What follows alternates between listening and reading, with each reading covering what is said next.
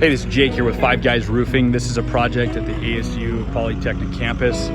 This is over their landscaping warehouse, and this was a metal roof system that they were wanting to replace. And we actually talked them into taking and restoring this roof and using coating.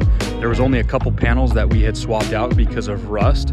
Around the swamp coolers, we replaced a couple panels, and then we took and seal coated this roof with 2 layers of elastomeric coating.